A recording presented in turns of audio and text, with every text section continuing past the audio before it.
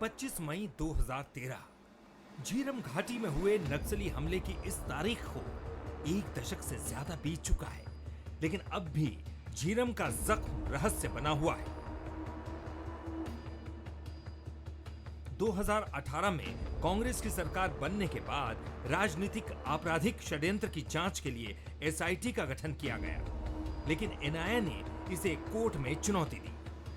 अब supreme court ने NIA की याचिका खारिज कर दी है। सरकार और जो कंप्लेनेंट है जितेंद्र मुदलियार, उनका ये कहना था कि इस मामले में बृहद षड्यंत्र की जांच एनआईए ने जानबूझकर नहीं की है, इसलिए पुनः उसे जांच सौंपने का अर्थ नहीं होता। तर्कों को सुनने के बाद आज एनआईए की अपील खारिज हो गई है। अब इस मामले की जांच, बृहद षड्यंत्र की जांच छत्तीसगढ़ पुलिस कर सकेगी।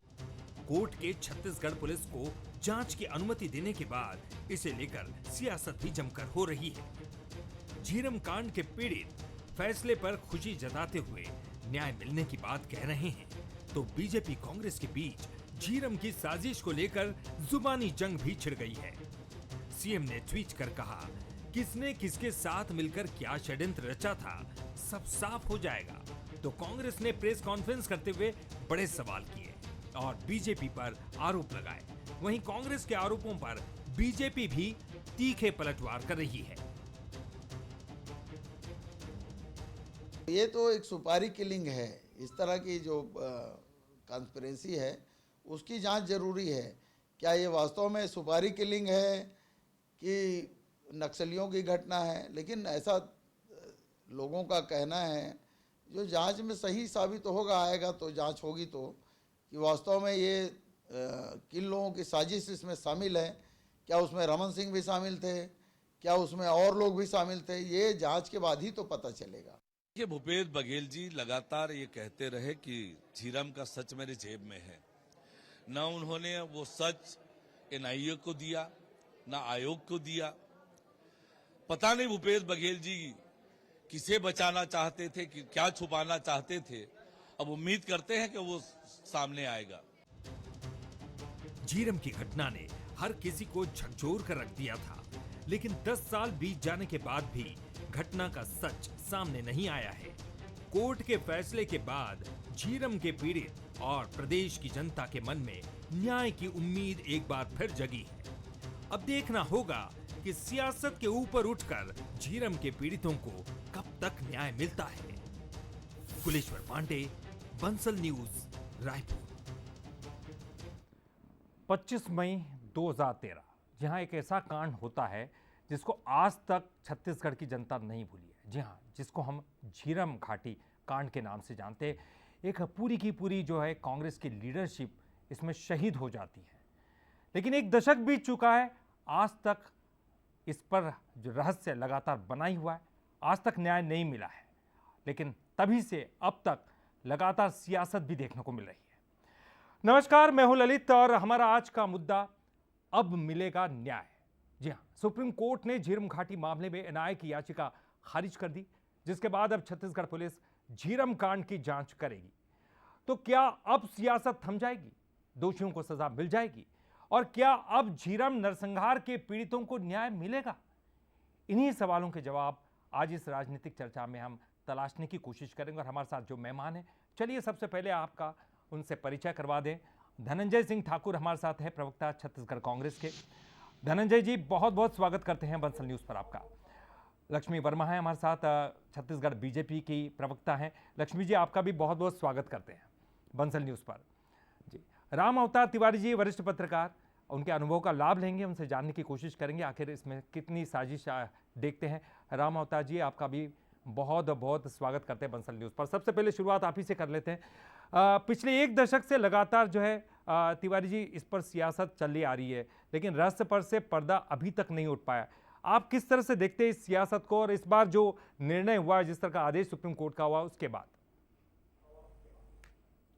ये सुप्रीम कोर्ट का फैसला जो है वो ऐतिहासिक फैसला इसलिए है कि अभी तक कांग्रेस सरकार है ये कहती रही है कि एनआईए कुछ मुद्दों की जांच नहीं कर रही है, वास्तविक अपराधियों की जांच तक पहुंच नहीं पाई है, कई मुद्दे छूट गए हैं। और भूपेश बघेल जी कहते थे कि हमारे पास उसके कई सबूत हैं।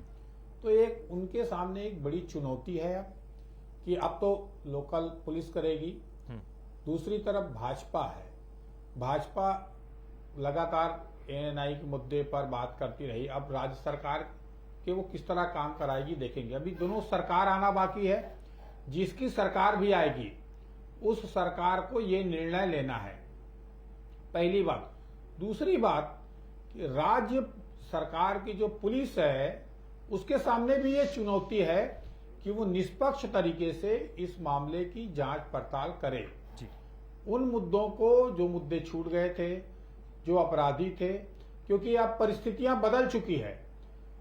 अब ये देखेंगे कि 10 साल पुराना मामला है, सबूत का अभाव है, लोग हैं कि नहीं हैं, घटनाक्रम के परिप्रेक्ष्य में कई चीजें छूटी है, उनमें राज्य पुलिस का क्या कहना है, उसमें अधिकारियों का क्या कहना है, उसमें नेताओं का क्या कहना है, विपक्ष पार्टियों का क्या कहना है, और गवाह ढूंढना एक बड़ी चुनौतीपूर्ण रहेगी। एक बड़ा जांच पड़ताल जो जिम्मेदारी एक तरह से सुप्रीम कोर्ट ने राज्य की पुलिस को दे दी है, तो राज्य पुलिस की अपनी विश्वसनीयता कितनी है, कितने सूक्ष्म तरीके से जांच पड़ताल कर पाएगी, और दोषियों तक पहुंचना, उन जो बेकसूर लोगों को नक्सलियों ने मार गिराया था उसके पीछे की षड्यंत्र क्या था, उस षड्यंत्र में कौन शामिल था, उसमें किस तरह की लापरवाही हुई शासन और प्रशासन से तात्कालिक रूप से। एक बड़े तरीके से इसके आयोग का गठन अलग अलग किया गया है जो अभी तक जांच पड़ताल कर रही, तो तारीख पे तारीख अभी मिलते जा रही थी, उन तारीखों पे निष्कर्ष नहीं निकल पाया अभी तक। उन शहीद परिवारों को अभी तक न्याय की उम्मीद है जी। तो अब न्याय मिलेगा ऐसी आशा है। तो बड़ी जिम्मेदारी राज्य पुलिस पर हो गई है। आने वाली कोई भी सरकार है, उस सरकार को एक गंभीरतापूर्ण तरीके से राजनीति से ऊपर उठकर इसकी जांच पड़ताल करना पड़ेगा, नहीं तो राज्य पुलिस पर भी एक दामन के दाग लगेंगे। बिल्कुल सही कहा। एएनआई इसकी जांच कर चुकी है, एएनआई की जांच के जो रिपोर्ट आए हैं उस तरह माने जा रहे हैं कि नहीं है। कई जो नक्सली थे, बड़े बड़े नक्सली, उन्होंने बयान दिया, कई नक्सली से मारे गए, कई पकड़ा गए, तो कई राजनेता हैं, उन राजनेताओं की तरफ कई बार इशारा होता रहा है। तो वास्तविक स्थिति का पर्दाफाश अब करना है, इसमें राजनीति से ऊपर उठ के, क्योंकि एक सबसे बड़ा एक हत्याकांड था छत्तीसगढ़ का, राजनीतिक तौर पर एक बड़े बड़े नेताओं के, कांग्रेस की एक पूरी नई पीढ़ी इसमें खत्म हो गई थी। उनके परिवार आज भी न्याय के लिए तरस रहे हैं, घूम रहे हैं, तो उनको न्याय दिलाने की जिम्मेदारी राज्य पुलिस की और राज्य के नेताओं का है, और उनकी विश्वसनीयता पर भी एक बड़ा कि किस तरह निष्पक्ष जांच कर पाएंगे और कैसे दलीय राजनीति से ऊपर उठ के दोनों दल इसमें काम कर पाएंगे। कई सवाल इससे अभी भी बचे हुए हैं, कई सवालों का अभी भी जवाब दिखाई दे रहे हैं। बिल्कुल इन जांच पड़ताल से आएगा, जांच पड़ताल से अब सवालों के जवाब भी सामने आएंगे। और अब राजनीतिक मेहमानों का आप रुख करेंगे। धनंजय जी, सबसे बड़ा सवाल तो आप ही से है। आयोग का आपने विरोध किया, जो रमन सिंह ने आयोग गठित किया था, एनआईए जांच कर रही थी, उसका भी आप लगातार विरोध कर रहे थे। आपको लग रहा था कि आयोग और एनआईए जो सही दिशा में जांच नहीं कर रही। अब तो सुप्रीम कोर्ट का जो फैसला है वो आपके पक्ष में दिखाई दे रहा है। अब राज्य सरकार जो जांच करेगी, क्या बहुत जल्दी हमको जो है रस पर से पर्दा उठता हुआ दिखाई देगा? देखिए ललित जी, जी, पहले मैं आपको बताता हूं, कांग्रेस पार्टी ने कभी एनआईए का या आयोग का विरोध नहीं किया है। कांग्रेस पार्टी ने कहा है कि एनआईए ने जांच किया है और आयोग जांच किया है, उस जांच में षड्यंत्र जैसे शब्दों का इस्तेमाल नहीं किया गया। उस दोनों जांच आयोग ने, चाहे एनआईए हो चाहे न्यायिक जांच आयोग हो, उन्होंने पीड़ित से कभी पूछताछ नहीं किए, जो गवाह है उनसे पूछताछ नहीं किए, और जो कांग्रेस नेता जो इसमें परिवर्तन यात्रा में जो शामिल थे उनसे पूछताछ नहीं किया गया है। तो संदेह यहाँ पे उत्पन्न हुआ है। इसीलिए हमने अपने घोषणा पत्र में 2018 में कहा था कि हमारी सरकार बनेगी तो हम झीरम घाटी कांड के एसआईटी जांच करेंगे। और जब हमने एसआईटी जांच के लिए जो एसआईटी का गठन किया और एनआईए से फाइल मांगा, क्योंकि एनआईए अपनी क्लोजर रिपोर्ट सौंप चुकी थी, लेकिन हमने जब फाइल मांगा तो एनआईए ने उस क्लोजर रिपोर्ट सौंपने के बाद फिर कहती है कि हम जांच करेंगे, क्योंकि जो एसआईटी जांच हुआ था, गठन हुआ था, वो जितेंद्र मुदलियार के एफआईआर के आधार पर हुआ था, और उसी आधार पर वो एनआईए बोलते कि हम एफआईआर जांच करेंगे। इससे शंका साबित होता है कि एनआईए ने जांच पूरी तरीके से नहीं किया है। अगर एनआईए जांच पूरी कर लेती, एनआईए जब क्लोजर रिपोर्ट प्रस्तुत कर दी है, तो मुझे लगता है कि एसआईटी जांच से एनआईए को परहेज नहीं होता, ना एफआईआर से होता है। क्योंकि एक आधार बनता है कि पीड़ित जब तक न्याय के प्रति संतुष्ट ना हो, उसे लगता है कि उसका अन्याय हुआ, तब तक उसे न्याय दिलाने के लिए सारी कार्रवाई की जाती है। और जब आज मान ली सर्वोच्च न्यायालय का फैसला भी आ गया कि पुलिस जो है उस एफआईआर की जांच करेगी, पहली बात। दूसरी बात, आप देखेंगे देश की पहली दल है भारतीय जनता पार्टी, जो अपराधियों को बचाने के लिए जांच आयोग के जांच को प्रभावित करने न्यायालय जाती है। जो न्यायिक जांच आयोग गठन हुआ था जस्टिस प्रशांत मिश्रा के इसमें नेतृत्व में, और जस्टिस प्रशांत मिश्रा जी का जब ट्रांसफर हो गया दूसरे राज्य में, और वहां पे उसे कार्यकाल 2 महीने पहले खत्म होने को था, वहां पे जब न्यायाधीश की नियुक्ति की गई, उस आयोग में 5 नए बिंदु जांच में जोड़े गए, इसमें षड्यंत्र भी शामिल था। उसके बाद देखेंगे भारतीय जनता पार्टी के नेता धर्मलाल कौशिक न्यायालय जाते हैं और जांच आयोग में की जांच को रुकवाते हैं। ये क्या कहलाता है भाई? अपराधियों से भारतीय जनता पार्टी का क्या रिश्ता है? दूसरी बात, एनआईए के जांच में वो नक्सली गणपति और रमन्ना का नाम हटा दिया जाता है। मैं तो चैनल में पूछता हूं कि भारतीय जनता पार्टी के नेताओं का उस रमन्ना और गणपति से क्या रिश्ता है? क्या उनके प्रति संवेदना है? क्या उनके प्रति सिंपैथी है? जो षड्यंत्रकारियों को नाम को हटाया गया है, इससे समझ में आता है कि जो झीरम घाटी के राजनीतिक षड्यंत्र हत्याकांड हुआ, आपका जो सवाल है वाजिब है, वो सवाल मैं पूछता हूं उनसे। जी लक्ष्मी वर्मा जी, जिस तरह की बातें कांग्रेस कर रही है, हालांकि अब तो ये बात साफ हो गई कि अब राज्य पुलिस जो है उसकी जांच करेगी, और जिस तरह के उन्होंने आरोप लगाए हैं कि आपने आयोग का गठन किया, लेकिन आयोग ने उतनी विश्वसनीयता के साथ काम नहीं किया, जिस तरह की एनआईए जांच कर रही थी, जांच के कटघरे में जो जो बिंदु होना चाहिए थे वो नहीं रखे गए। कांग्रेस का सीधा सीधा आरोप है। देखिए, आप उन आरोपों को सुन रहे थे, क्या कुछ जवाब देंगे? देखिए ललित जी, ये कांग्रेस जो है वो खुद नहीं चाहती है कि झीरम का सच सामने आए। मैं स्वागत करती हूँ सुप्रीम कोर्ट के निर्देश, जो आदेश है उसका, और पूरी मेरी संवेदना है झीरम कांड में जो शहीद हुए उन शहीदों के साथ न्याय होना चाहिए। ये भारतीय जनता पार्टी का स्पष्ट मत है। जब झीरम कांड हुआ और उस समय केंद्र में कांग्रेस की सरकार थी और उनके द्वारा प्रधानमंत्री मनमोहन सिंह जी के द्वारा यहाँ आए वो, और एनआईए का गठन हुआ, और रमन सिंह जी की भारतीय जनता पार्टी की सरकार ने उसमें सहमति भी दी। और ये सहकार, जो भी हमारी संवैधानिक संस्थाएं हैं उन पे विश्वास न करना तो ये कांग्रेस की नीति है, क्योंकि ये खुद जानते हैं कि इनके जो मंत्री हैं, इनके सरकार में अभी मंत्री हैं, वो उस झीरम कांड के चश्मदीद गवाह रहे हैं। और मुख्यमंत्री जी जो भूपेश बघेल जी हैं उस समय प्रदेश के मुखिया रहे हैं, और हमेशा वो कहते हैं कि उस समय कहते थे कि मेरे जेब में झीरम कांड का सच है, लेकिन 5 साल मुख्यमंत्री बनने के बाद उनके जेब से वो सच क्यों सामने नहीं आया? ये बड़ा हास्यास्पद है। प्रशांत मिश्रा जी की न्यायिक जांच, मैं आऊंगा धनंजय जी, आपसे सवाल पूछना है मुझे, मैं आऊंगा। जो है यहाँ राज्यपाल अनुसुईया उइके जी को सौंपा गया और उन्होंने उस रिपोर्ट को सरकार को सौंपा, लेकिन सरकार ये जानती थी कि कहीं ना कहीं उनकी कुछ नेताओं का उसमें टिप्पणी आया है, और इस कारण मुझे लगता है कि वो सार्वजनिक नहीं किए, उसमें और कुछ बिंदुओं को जोड़ा। तो जब ये एक जस्टिस जिसने जांच किया है, अगर उसकी रिपोर्ट को सार्वजनिक नहीं कर पाए, तो इससे निश्चित रूप से शंका है कि कांग्रेस के ये लोग हैं, ये नहीं चाहते। लेकिन इतना समय क्यों लगा लक्ष्मी जी? सवाल तो यही है ना कि इतना समय लगा, बहुत लंबा समय लगा। पीड़ित तो न्याय मांगते रह गए, पीड़ित न्याय मांगते रह गए, एनआईए भी अपनी जांच कर नहीं पाई थी। ललित जी, और 5 साल में इन्होंने झीरम के सच को सामने आने ही नहीं दिया। ललित जी, चलिए धनंजय जी, आपसे मैं जानना चाहूंगा, ये बात तो वो कह रही हैं, जिस तरह की बात रखी गई है, ये कहा भी गया और बीजेपी लगातार आरोप भी लगा रही है, आखिर क्या वजह है कि जो है सीएम के जेब में सच है, लेकिन वो बाहर क्यों नहीं निकला? 5 साल के दौरान नहीं निकला, क्या अब निकल जाएगा?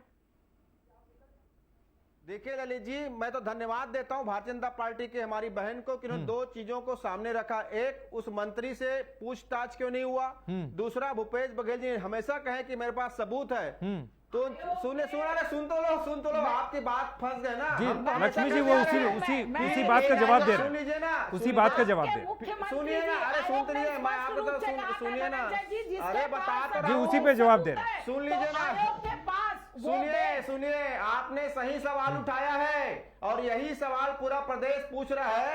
जब एनआईए ने मुख्यमंत्री जी से उस सबूत में मांग नहीं की, जांच आयोग ने सबूत की मांग नहीं की और जो हमारे मंत्री पे से पूछताछ नहीं हुआ, जो उस पर्यटन यात्रा में जो घायल थे, तो एनआईए ने किससे पूछताछ किया, जांच आयोग में किससे पूछताछ हुई? यही तो सवाल उठता है कि ना तो आप पीड़ित से पूछे, ना उस पर्यटन यात्रा में जो घायल थे उससे पूछताछ किए। और जब हमारे प्रदेश अध्यक्ष भूपेश बघेल जी ने जब सबूत रखने की बात की तो एनआईए ने वो सबूत नहीं, लेकिन जेब में सच कैसे है, ये भी एक बड़ा सवाल है ना। तो इतनी जांचें चल रही है। पार्टी के किस षड्यंत्रकारी नेता को बचा रहे थे? क्योंकि हत्याकांड के बाद भाजपा की सरकार बनती है। किससे तो बिना पूछे किससे जांच किया? क्या रमन सिंह को बचा रहा था एनआईए? क्या ब्रिजमोहन अग्रवाल को बचा रहा था एनआईए? कि आरएसएस के किसी लोगों को बचा रहा था एनआईए?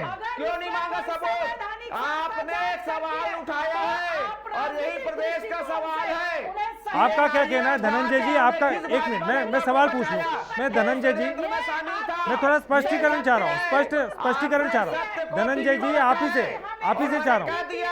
यही बड़ा विषय। चलिए मैं आपसे बात तो कर लूं। आपकी तिलमिलाहट बता रही है कि मैंने जो सवाल उठाया इस प्रदेश का सवाल है, वो षड्यंत्र। मैं पूछ लेता हूँ एक एक करके सर, जिसे बचाने वो षड्यंत्रकारी भाजपा का कौन नेता है? चलिए मैं पूछता हूँ ना आपसे, आप ही से जानना चाहूंगा।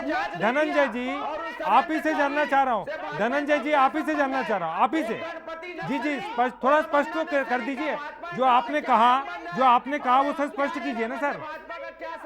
हाँ तो मैं वही पूछना चाह रहा हूँ ना आपसे। आपकी बात बिल्कुल समझ में नहीं आएगी अगर स्पष्ट नहीं करेंगे तो।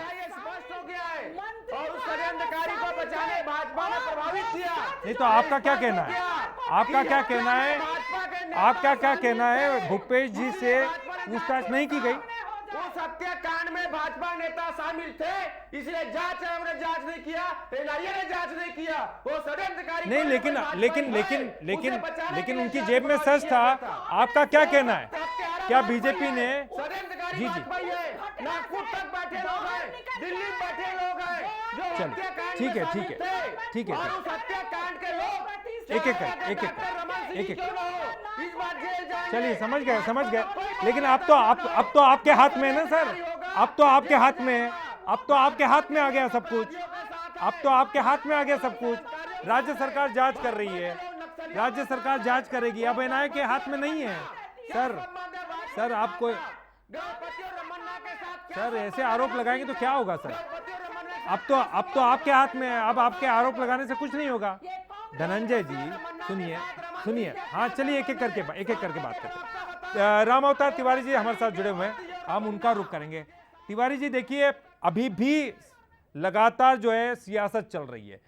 अब हो सकता है कि एनआईए की जगह अब राज्य सरकार जांच करेगी। अब भूपेश बघेल उनकी सरकार के पास बहुत सारी चीजें आ जाएंगी। ये कह रहे हैं कि हमारी जेब में है, सच है, तो वो अब सच बाहर आ सकता है। अब सियासत की क्या जरूरत है? अब तो कहते हैं ना कि अब जल्दी सामने सच सबके सामने आ सकता है। जी राम अवतार जी। एक दशक इसी तरह शोरगुल, हंगामे और आरोप प्रत्यारोप की राजनीति में चला गया है।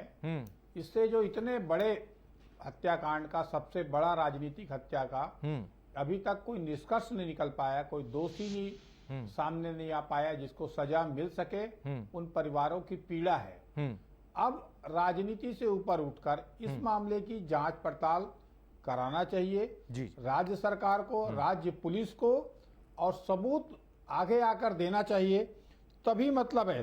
देखिए, हम उस समय भी ये माना गया कि प्रशासनिक चूक थी, प्रशासनिक चूक सामने आया था। प्रशासन ने चूक कैसे हो गया, ये बात भी सामने आ पाएगा, क्योंकि देखिए ज्यादातर ये इस जांच में कौन सत्ता में है, उस सत्ता की क्या मंशा है, उस पार्टी की क्या मंशा है, उस पार्टी को क्या नुकसान होगा और कितना फायदा होगा, इसी को दृष्टिगत रखते हुए या इसी लाइन पे अगर जांच पड़ताल होगी तो वास्तविक मुद्दे छूट जाएंगे, वास्तविक अपराधी छूट जाएंगे और इसी तरह शोरगुल हंगामे में 10 साल निकल गए, 10 साल और निकल जाएंगे, वो अपराधी बच जाएंगे।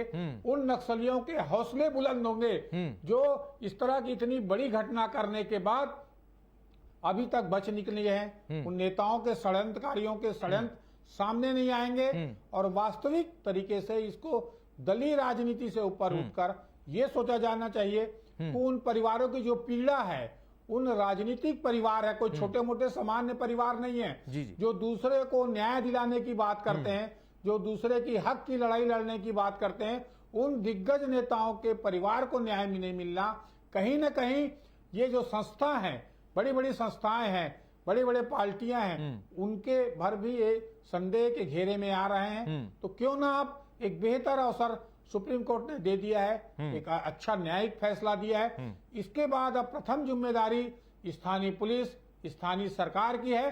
वो अब किस निष्कर्ष में पहुंचता है, कैसे न्याय दिलाता है, उन दोषियों को जिनको फांसी होना चाहिए, जो घूम रहे हैं, उनको कब कटघरे में आते हैं, ये देखने लायक बात रहेगा। बिल्कुल। लक्ष्मी जी, पहले जिस तरह से बीजेपी ने कहा, रमन सिंह की सरकार थी, उस वक्त ये कहा गया कि सीबीआई जांच की जाएगी, सीबीआई को ये जांच का जिम्मा सौंपा जाएगा, लेकिन फिर बाद में उन्होंने साफ तौर पर मना भी कर दिया कि एनआईए पर्याप्त है। ऐसे में कई तरह के मामले उठते थे, उनको संदेह था कि आप जो है जांच में सहयोग नहीं करिए या जांच पर्याप्त सही तरीके से नहीं हो रही है। अब अगर पुलिस जांच करती है, राज्य पुलिस जांच करती है, तो आपको क्या परेशानी है, क्या तकलीफ है? मतलब होने दीजिए, जांच होने दीजिए, सत्य सामने आ जाएगा। उनकी पूरी लीडरशिप शहीद हुई इसमें। देखिए, मैंने पहले भी कहा कि कोई भी पार्टी के हो, नेता हो, आम जनता हो, वहां पे नक्सलियों के द्वारा जो किलिंग किया जा रहा है, निश्चित रूप से बहुत ही दुर्भाग्यजनक है। उनके प्रति पूरी संवेदना के साथ मैं ये कहना चाहती हूँ कि भारतीय जनता पार्टी कभी भी नहीं चाहती है कि अपराधियों को बचाया जाए और उनके साथ न्याय ना हो। जो हमारे परिवार, जिनके घर के लोग शहीद हुए हैं, जिस प्रकार से छत्तीसगढ़ में एक बड़े लेवल के सारे लीडर, वो कांग्रेस बीजेपी, मैं पहले भी कह रही हूँ, किसी भी पार्टी के हो, लेकिन इस छत्तीसगढ़ के बेटा बेटी जो हैं वो इस टारगेट झीरम कांड में शहीद हुए हैं। और इनके लिए आज सुप्रीम कोर्ट, ये संवैधानिक संस्थाएं हैं, चाहे एनआईए हो, चाहे आपके सुप्रीम कोर्ट हो, चाहे सीबीआई हो, चाहे हमारे स्टेट के भी एजेंसियां हो, जांच किसी के भी माध्यम से हो, कभी हम विरोधी नहीं रहे हैं। लेकिन ये कांग्रेस की सरकार कहीं ना कहीं जो न्यायिक जांच आयोग बना था, चाहे एनआईए बना था, इन्होंने कभी भी इनके ऊपर विश्वास नहीं किया। उस समय कांग्रेस की सरकार थी। आज यहाँ छत्तीसगढ़ में कांग्रेस की सरकार है, केंद्र में भाजपा की सरकार है, तो इनका काम सीधा आरोप लगाना है।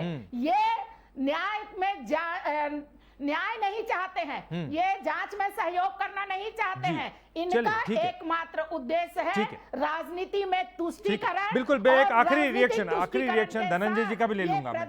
जी, बिल्कुल, समझ गया, करना चाहते हैं, बिल्कुल छलना चाहते हैं। जी, चलिए मैं उनसे भी बात कर लेता हूँ। कांग्रेस की समझ गया लक्ष्मी जी, समझ गया बात। छत्तीसगढ़ की जनता देख रही है, समझ रही है। ठीक है धनंजय जी, एक आखिरी कमेंट आपसे। मैं आपसे पहले भी पूछ रहा था, लगातार पूछ रहा हूँ कि चलिए कोई बात नहीं, जो हुआ सो हुआ। आपने आरोप लगाया, आप एनआईए जांच से जो है संतुष्ट नहीं थे, आप आयोग से संतुष्ट नहीं थे, जैसे कि आप कह रहे हैं कि कुछ बिंदु जो है एनआईए ने नहीं रखे सामने, उनसे संतुष्ट नहीं थे। लेकिन अब जबकि अब राज्य सरकार जांच कर सकती है, तो क्या अब वाकई सच सामने आएगा कि अभी भी सियासत होती रहेगी? कम से कम अब तो कहिए सियासत नहीं होगी, अब किसी तरह का प्रभाव नहीं पड़ेगा जांच पर। हाँ बिल्कुल। देखिए ललित जी, सियासत किसने किया?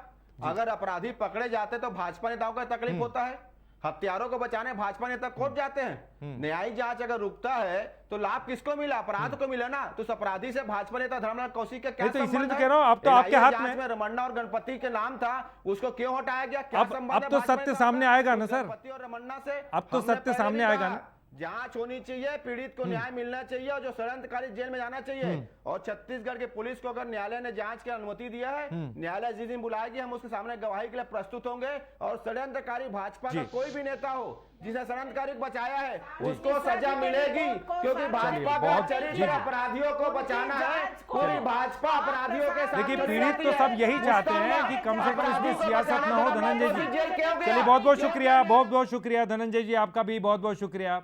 साथ ही लक्ष्मी जी आपका भी बहुत बहुत शुक्रिया।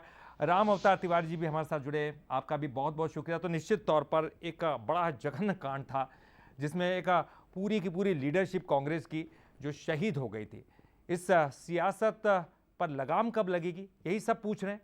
जल्द जल्द जांच हो, न्याय मिले, यही सब चाह रहे हैं। इस बुलेटिन में फिलहाल इतना ही, इस खास पेशकश में फिलहाल इतना ही। आगे भी खबरों का सिलसिला लगातार जारी है।